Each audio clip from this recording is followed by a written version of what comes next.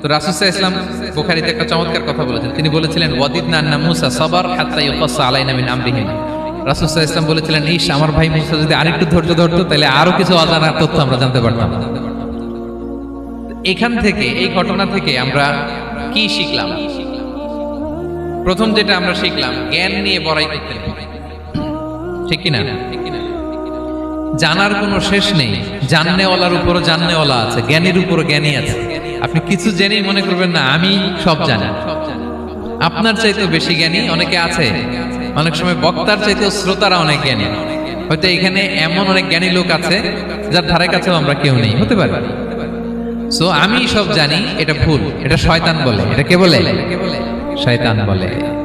আবু নাওয়াস একটা কবিতা লিখেছেন, ওয়াকুল্লি মান ইয়াদঈ ফিল ইলমি ফালসাফাতান হাবাসতা শাইআন ওয়া গাবাত আনকা আশিয়াউ।